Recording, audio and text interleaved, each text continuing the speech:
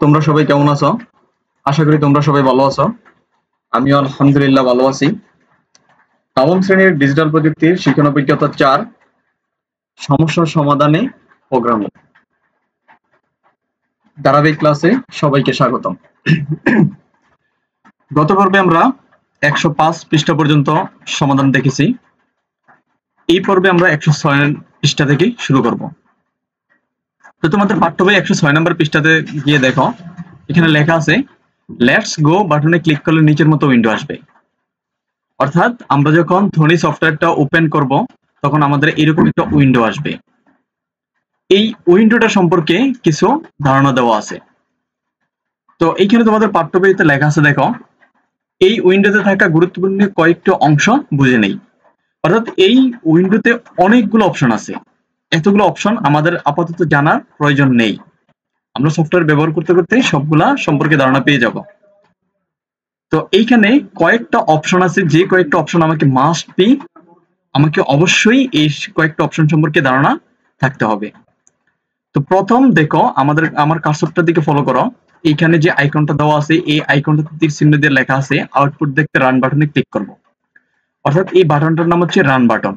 আমরা যখন এখানে প্রোগ্রাম লিখব তখন এই প্রোগ্রামটার আউটপুট কি হবে, ফলাফল কি হবে, সেটা দেখতে হলে আমাকে এই জায়গায় রান বাটনে ক্লিক করতে হবে। তারপর দ্বিতীয় যেই আইকনটা দেওয়া আছে, দেখো এই আইকনটার নাম হচ্ছে সেভ বাটন। এখানে ক্লিক করলে প্রোগ্রাম সেভ হবে। অর্থাৎ আমরা যখন প্রোগ্রাম লিখবো তখন সেই প্রোগ্রামটা আমাদের পরবর্তীতে কাজের জন্য সেভ করে রাখা লাগতে পারে, সংরক্ষণ করা রাখা লাগতে পারে। তো এই সংরক্ষণ করার জন্য বা সেভ করার জন্য আমরা এখান থেকে এই বাটনে ক্লিক করলে সেভ করতে পারবো। তারপর যে আইকনটা দেওয়া আছে, দেখো এটা হচ্ছে এইখানে যখন আমরা কোনো একটা নতুন একটা ফাইল নেব, অর্থাৎ যেই ফাইলটার মধ্যে আমরা প্রোগ্রাম লিখবো সেই ফাইলের নামটা এখানে হবে। আর কোড লেখার জায়গা হচ্ছে এই জায়গায়, এই যে খালি যে সাদা যে অংশটা আছে, এই সাদা অংশের মধ্যে আমরা কি করব, কোডটা লিখবো। এই যে কোড লেখার জায়গা এখানে। আর এইখানে কোডের আউটপুট বলবে। ওই যে আমরা এখানে দেখলাম যে এই বাটনটাতে ক্লিক করলে কি হবে, প্রোগ্রামটা রান হবে, আউটপুট দেখাবে।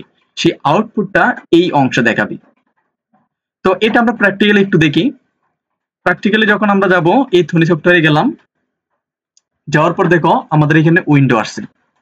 এই উইন্ডোটাই তোমাদের বইয়ে বুঝিয়ে দেওয়া হয়েছে। তো এইখানে যাওয়ার পর দেখো এইগুলা হিডেন অবস্থায় আছে, অর্থাৎ এই মুহূর্তে আমাদের কোনো ফাইল নেই, যেই কারণে এখানে এই রান বাটনটা বা সেভ বাটনটা দেখাচ্ছে না। তো এইখানে এই যে বাটনটা, এটি হচ্ছে রান বাটন। অর্থাৎ এইখান থেকে আমরা প্রোগ্রাম রান করতে পারবো, আর এইখান থেকে আমরা সেভ করতে পারবো। আর এটা হচ্ছে নতুন ফাইল নেওয়ার জন্য। যখন আমরা এখান থেকে নতুন একটা ফাইল নেই, দেখো এখানে কিন্তু আমাদের ফাইলের নাম চলে আসছে। এটাই আমাদের বইয়ে দেওয়া ছিল। আর যখন আমরা নতুন একটা ফাইল নেব তখন দেখি এখানে রান বাটন চলে আসছে, তারপর এখানে সেভ বাটন চলে আসছে, তারপর এখানে হচ্ছে আউটপুট দেখার জন্য, আর এই জায়গা হচ্ছে আমাদের কোড লেখার জন্য। তো আমরা এইভাবেও চাইলে ফাইল নিতে পারি। আবার যদি চাই যে আমরা এইভাবে ফাইল নেব না, আগে আমরা একটা ফাইল তৈরি করব, তাহলে সেটাও আমরা করতে পারি। তো সেটা আমরা কিভাবে করব, দেখো আমরা আমাদের ডেস্কটপের যেই লোকেশনে আমরা একটা ফাইল তৈরি করতে চাই সেই লোকেশনে আমরা চলে যাব। এই যে এই লোকেশনে আমি একটা ফাইল তৈরি করব। এখন নরমালি আমরা কিভাবে ফাইল তৈরি করি সেটা আমরা জানি, যে রাইট বাটন ক্লিক করব, ক্লিক করে নিউতে যাব। এই নিউ থেকে আমরা একটা টেক্সট ডকুমেন্ট নেব। এই যে এই টেক্সট ডকুমেন্ট। এখন টেক্সট ডকুমেন্ট যখন নেব তখন আমাদের এখানে কিন্তু একটা টেক্সট ডকুমেন্ট চলে আসবে। দেন এখান থেকে আমি একটা রিনেম করতে পারি। মনে করো আমি দিলাম ডেমো নামে একটা নাম দিলাম, এখানে আমরা একটা লিখব। তো এই ডেমো দেওয়ার পর দেখো এই জায়গায় ডট দেওয়া আছে, এই ডটের পরের অংশটাকে বলা হয় এক্সটেনশন। অর্থাৎ আমার এই ফাইলের এক্সটেনশনটা কি হবে, অর্থাৎ কি ধরনের ফাইল হবে, সেটা এই এক্সটেনশনের উপর ডিপেন্ড করে। তাহলে আমরা যেহেতু পাইথনের ফাইল তৈরি করব, তাহলে এই এক্সটেনশনটা কেটে, অর্থাৎ এই ডট এর পরে আমরা লিখব py, দেন আমরা এন্টার বাটন ক্লিক করব। এখান থেকে আমরা ইএস দিয়ে দেব। তাহলে দেখো এই জায়গায় কিন্তু আমাদের ডেমো ডট পাই নামে একটা কিন্তু ফাইল হয়ে গেছে। আর এখানে কিন্তু ধ্বনির যে আইকনটা, এটা কিন্তু চলে আসছে। অর্থাৎ এখান থেকে কি হবে, সরাসরি ধ্বনিতে আমরা ওপেন করতে পারবো। এখন অনেকের ল্যাপটপে হয়তো বা এই সমস্যাটা হয় যে ডটের পরের অংশটা আসে না, শুধু নামটা আসে। তাহলে এই সমস্যাটা, অর্থাৎ এই ডটের পরের এক্সটেনশনটা আমরা কিভাবে দেখবো? তো এটা দেখার জন্য আমরা সিম্পলি এই উপর যে ভিউ লেখা আছে এই ভিউতে ক্লিক করব। ক্লিক করার পর এই জায়গায় একটা অপশন আছে ফাইল নেম এক্সটেনশন, এই জায়গায় আমরা ক্লিক করে দেব। দেখো আমি যখন এই জায়গায় ক্লিক করলাম, ক্লিক করার পর আমার এক্সটেনশন কিন্তু চলে গেছে। আবার যখন এই ভিউতে গিয়ে আমি এটাকে চেক করে দিলাম, অর্থাৎ টিক মার্ক দিয়ে দিলাম, তখন সাথে সাথে কিন্তু আমার আবার কি এই ডট অর্থাৎ এক্সটেনশনটা চলে আসছে। তো এইভাবে আমরা এক্সটেনশনটা নিয়ে আসতে পারি। দেন এক্সটেনশনটা চেঞ্জ করে যদি আমার টেক্সট থাকে বা ওয়ার্ডের কোনো এক্সটেনশন থাকে বা অন্য কোনো এক্সটেনশন থাকে, সেটা আমি কি করব, পাই করে দেব। আর অবশ্যই টেক্সট ডকুমেন্ট নেব। এরপর এই টেক্সট ডকুমেন্টটাকে আমি রাইট বাটন ক্লিক করব। ক্লিক করে এইখান থেকে ওপেন উইথে যাব, বা ওপেন দিলেও কিন্তু এখন সরাসরি ওপেন হয়ে যাবে। এখন অনেকের ল্যাপটপে হয়তো প্রবলেম করতে পারে যে আমার এটা পাই দেওয়ার পরেও কিন্তু থনিতে ওপেন হচ্ছে না। তখন আমরা কি করব, তখন এটাতে রাইট বাটন ক্লিক করব। ক্লিক করার পর আমরা ওপেন উইথে যাব, ওপেন উইথে ক্লিক করব। ক্লিক করার পর এইখানে কিন্তু আমার সবগুলো সফটওয়্যার চলে আসবে, যতগুলো সফটওয়্যার আমি এখানে পাবো। যেমন মোর অ্যাপসে গেলে অনেকগুলো সফটওয়্যার কিন্তু আসছে, এই সবগুলোতে আমি ওপেন করতে পারবো। কিন্তু এই ফাইলটা আমি শুধুমাত্র চাচ্ছি থনিতে ওপেন হবে। তখন আমি এই জায়গা থেকে থনি সিলেক্ট করব। সিলেক্ট করে নিচের এই চেক বক্স অর্থাৎ এই জায়গায় আমি টিক মার্কটা দিয়ে দেবো, দিয়ে ওকে দিয়ে দেবো। তাহলে সব সময় যখনই আমি ফাইল ওপেন করব, তখন এই ফাইলটা অবশ্যই থনিতে ওপেন হবে। অর্থাৎ পিওয়াই এক্সটেনশন যুক্ত যতগুলো ফাইল হবে, সব সময় এই ফাইলটা কোথায় ওপেন হবে, এই থনি সফটওয়্যারের মধ্যে ওপেন হবে। আর এই আইকনটা চলে আসবে। তো এটাতে ডাবল ক্লিক করলে ওপেন করতে পারি। আবার যদি চাই যে আমি থনি থেকেও কিন্তু এই ফাইলটা আমি ওপেন করতে পারবো। যেমন এই জায়গায় যে ফোল্ডার আইকন আছে, ওপেন আইকন আছে, এটাতে ক্লিক করব। ক্লিক করার পর এইখান থেকে আমার দিস পিসের অপশন চলে আসছে। আমি দিস পিসেতে যাব। যাওয়ার পর কোন ড্রাইভের মধ্যে আমি ফাইলটা ক্রিয়েট করছি সেই ড্রাইভের মধ্যে আমি যাব। আর আমি এই ড্রাইভে করছি, এই ড্রাইভে ওপেন করলাম। ওপেন করার পর এই যে দেখো demo.py, এটা পেয়ে গেলাম। দেন এই demo.py সিলেক্ট করব, সিলেক্ট করে ওপেন দিলাম। তাহলে আমার ফাইলটা ওপেন হয়ে গেছে। এখন এই জায়গায় যে টেক্সটের যে অপশনটা দেখাচ্ছে, এইখানে কিন্তু আমি কোডটা লিখবো। তো আমরা এখন পাঠ্য বইয়ে চলে যাই। পাঠ্য বই থেকে সমাধান দেখে দেখে আমরা প্রতিটি সমস্যার সমাধান করব। তো পাঠ্য বইয়ে দেখো 107 নম্বর পেজে প্রথমে বলা হয়েছে যে হ্যালো ওয়ার্ল্ড প্রিন্ট করো। তাহলে আমরা প্রিন্ট করব কিভাবে, কোনো একটা টেক্সট বা কোনো একটা কিছু আউটপুট করতে হলে, তাহলে সেটা আমি কিভাবে প্রিন্ট করব অর্থাৎ আউটপুট হিসেবে দেখব। তো সেটার জন্য প্রিন্ট করার জন্য আমাদের কমান্ড হচ্ছে আমরা প্রিন্ট লিখব, PRINT। প্রিন্ট লিখে আমি একটা ব্র্যাকেট ওপেন করব, ক্লোজ করব। তারপর এই ব্র্যাকেটের ভিতর আমাকে লিখতে হবে আমি কি আউটপুট হিসেবে দেখতে চাচ্ছি বা প্রিন্ট করতে চাচ্ছি। তো এটা করার জন্য দেখো, যেহেতু আমরা বলা হয়েছে হ্যালো ওয়ার্ল্ড আমাকে প্রিন্ট করতে হবে, এই যে হ্যালো ওয়ার্ল্ড। তাহলে এই হ্যালো ওয়ার্ল্ডটা আমি ব্র্যাকেটের ভিতরে লাগবো। এই হ্যালো ওয়ার্ল্ড আমি লিখলাম। এখন হ্যালো ওয়ার্ল্ড লিখলেই কিন্তু প্রিন্ট হয়ে যাবে না। তাহলে আমাকে কি করতে হবে, যতটুকু টেক্সট আমি প্রিন্ট করতে যাচ্ছি ততটুকু টেক্সটকে আমার কোটেশন দ্বারা ব্লক করতে হবে। অর্থাৎ শুরুতে একটা কোটেশন দিতে হবে, শেষে একটা কোটেশন দিতে হবে। তো এই কোটেশনটা আমি সিঙ্গেল কোটেশনও ইউজ করতে পারি। দেখো আমি সিঙ্গেল কোটেশনও ইউজ করলেও আমি এখন রান বাটন ক্লিক করলে এই যে রান হয়েছে। আবার যদি চাই আমি এখানে ডাবল কোটেশনও ইউজ করতে পারি। শিফট চেপে ডাবল কোটেশন দিলাম। দেখো এই ডাবল কোটেশন দিলেও কিন্তু রান করলে রান হবে। তো এইভাবে কিন্তু আমরা চাইলে যে কোনো টেক্সটকে আমরা প্রিন্ট করতে পারি। যেমন মনে করো আমি এখানে হ্যালো ওয়ার্ল্ড প্রিন্ট করবো না, আমি আমার মতো করে একটা ওয়ার্ড লিখবো।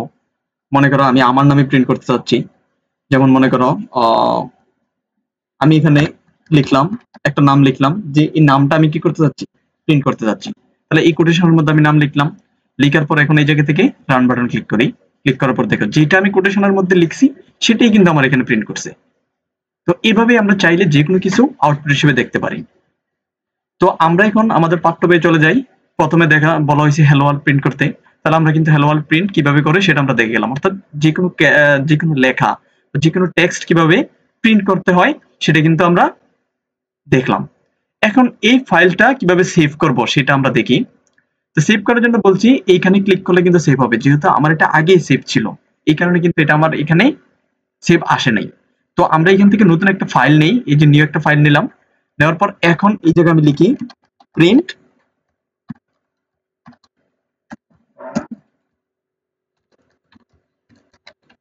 hello world এই ফাইলটাকে আমি কি করব, সেভ করব। তাহলে এইখান থেকে আমি সেভ ক্লিক করব। ক্লিক করার পর এইখান থেকে দেখো আগের মতোই অপশন চলে আসছে কিন্তু। অর্থাৎ আমি এখান থেকে লোকেশন সিলেক্ট করে দেন আমি এই জায়গা থেকে সিলেক্ট করব, মনে করো নাম দিলাম আমি হ্যালো, হ্যালো নামে আমার একটা ফাইল হবে। আর এইখানে কিন্তু এক্সটেনশন লেখা লাগবে না, এখানে কিন্তু নিচে এক্সটেনশন দেওয়া আছে, যে এক্সটেনশন পাইথনের এক্সটেনশন দেওয়া আছে।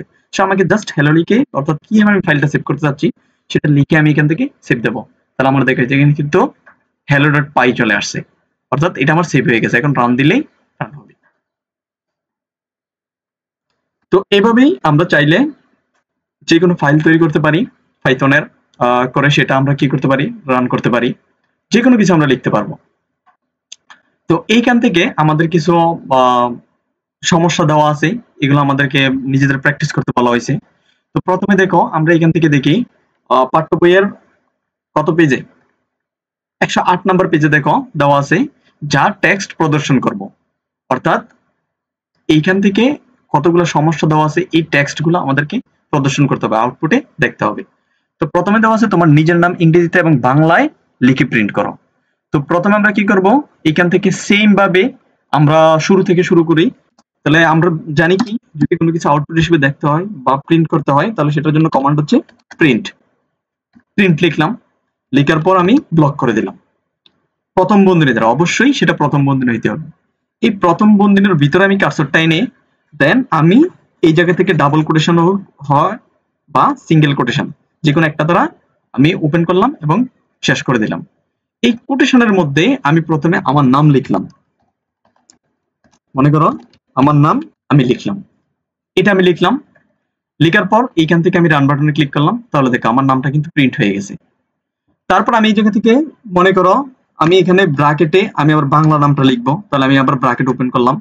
ওপেন করার পর এইখান থেকে আমি দিলাম মনে করো বাংলা। এখন বাংলায় লিখতে হলে আমাকে অবশ্যই হয় ইউনিকোডে লিখতে হবে বা অব্রাতে লিখতে হবে। তাহলে আমি এখানে ইউনিকোডটা ইউজ করলাম, যে আমি এখানে লিখলাম আব্দুর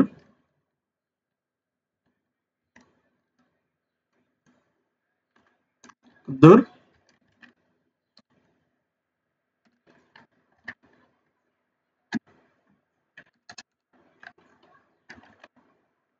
আব্দুর রহিম লিখলাম। লেখার পর এখন দেখো আমি এখান থেকে কি করব, এটাকে আমি প্রিন্ট দিয়ে দিলাম। তাহলে দেখো আমার এখানে কিন্তু ইংলিশ নামটাও চলে আসছে, বাংলা নামটাও চলে আসছে। এখন এটা ছাড়াও চাইলে কিন্তু আমি আরেকটা নতুন কিন্তু একটা প্রিন্ট কমান্ড আমি ইউজ করতে পারি। যেমন আমি এটা ডিলিট করে দিলাম, আমি চাচ্ছি প্রথম একটা এখানে একটা হবে ইংলিশ নেম, তারপর দেন এইখান থেকে আমি আবার কি করব, নিচে আরেকটা প্রিন্ট কমান্ড নেব। এবার চাইলে যে কটা খুশি আমি প্রিন্ট কমান্ড নিতে পারি, যে কটা লাইন আমি প্রিন্ট করতে চাচ্ছি। দেন এইখানে আমরা একটা ডাবল কোটেশন দিয়ে ট্রাই করে দেখি আমার ডাবল কোটেশন হয় কিনা। আমি ভিতরে লিখলাম, লেখার পর এখন আমি বাংলা লিখবো, তাহলে আমি বাংলা ইউনিকোড করে নিলাম। করে এবার আমি লিখি আব্দুর রহিম লিখলাম।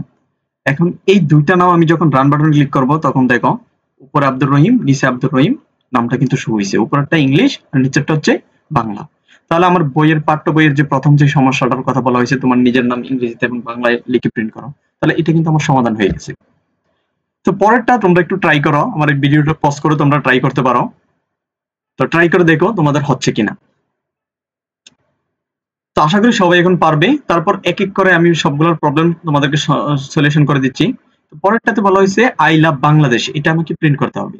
তাহলে আবার আমি ধ্বনিতে গেলাম, যাওয়ার পর সিম্পলি এটা আমি ডিলিট করে দেই সিলেক্ট করে।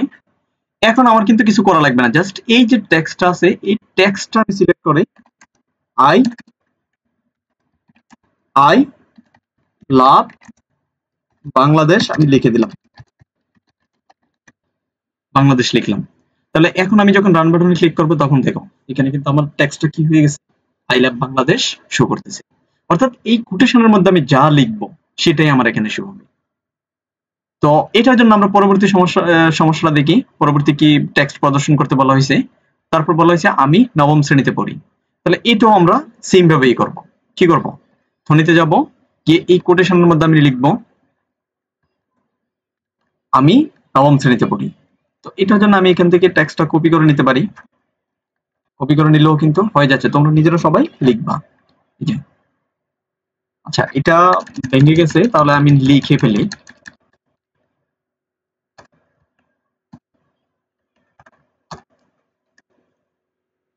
তাহলে যে কোনো কিছু আমরা চাইলে এখান থেকে লিখতে পারবো। আমি নবম শ্রেণীতে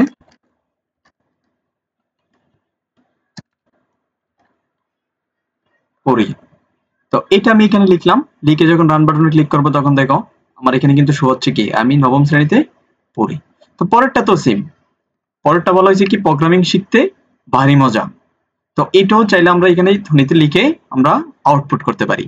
তো এভাবে চাইলে যে কোনো কিছু আমি যে কোনো ওয়ার্ড আমি আমার মতো করে লিখে আমি সেটাকে এখান থেকে প্রিন্ট করতে পারবো।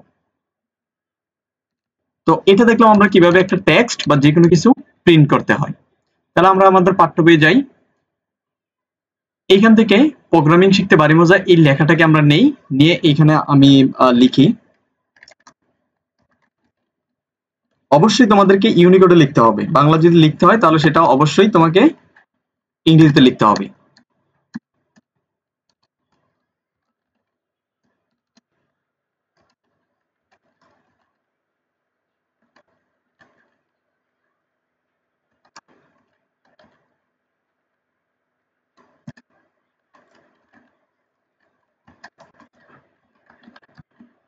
প্রোগ্রামিং শিখতে ভারী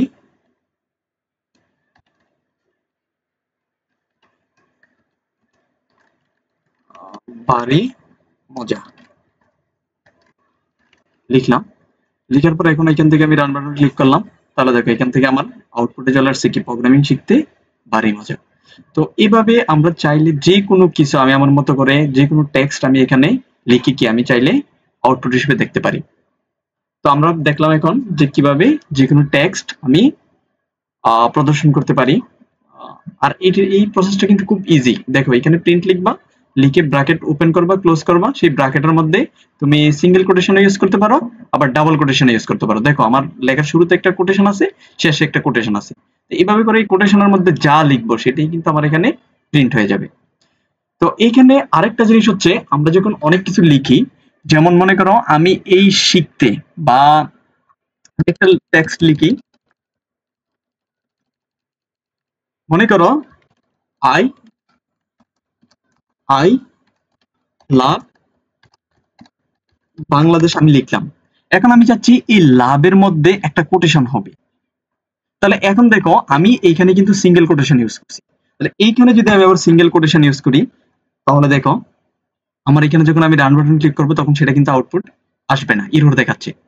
তার কারণটা হচ্ছে কি আমরা এখানে কিন্তু অলরেডি সিঙ্গেল কোটেশন একটা ইউজ করছি, যে কারণে ভিতরে আমি সিঙ্গেল কোটেশন ইউজ করতে পারবো না। এখন যদি এটাকে আমার সিঙ্গেল কোটেশনে আবদ্ধ করতে হয় বা এটাতে সিঙ্গেল কোটেশন দিতে হয়, তাহলে এই কোটেশনটাকে চেঞ্জ করে আমার ডাবল কোটেশন করা লাগবে। এই কোটেশনটাকে চেঞ্জ করে আমি ডাবল কোটেশন দেব, আর ভিতরের যে টেক্সটটাকে আমি সিঙ্গেল কোটেশন করতে যাচ্ছি সেটা সিঙ্গেল কোটেশন দ্বারা ব্লক করে দেব। এইবার দেখো যখন আমি রান করব তখন দেখো আমার এই টেক্সটটা কিন্তু কোটেশন দ্বারা আবদ্ধ হয়েছে। অর্থাৎ আমাকে দুই ধরনের কোটেশন ব্যবহার করতে হবে তখন। এইবার যদি আমি এটাকে ডাবল কোটেশন করতে চাই, তাহলে অবশ্যই আমাকে এটা ডাবল কোটেশন দিয়ে ব্লক করতে হবে, ডাবল কোটেশন দিয়ে ব্লক করতে হবে। আর এই কোটেশনটাকে আমাকে সিঙ্গেল করে দিতে হবে, এটা ডাবল থাকলে কিন্তু কাজ করবে না। দেখো এটা যখন আমি করলাম তখন রান দেই, তারপর দেখো এই কোটেশনটা কিন্তু ডাবল কোটেশন দ্বারা ব্লক হয়ে গেছে। তো এইভাবে চাইলে আমি যে কোনো কিছু প্রিন্ট করতে পারি, আমি আমার ইচ্ছা মতো লেখা আমি প্রিন্ট করতে পারি। তো আজকের ক্লাস আর দীর্ঘায়িত করলাম না, আজকের ক্লাস এখানেই শেষ করলাম। সবাই সুস্থ থাকো, ভালো থাকো। পরবর্তী ক্লাসের আমন্ত্রণ জানিয়ে এখানে শেষ করলাম। আল্লাহ হাফেজ।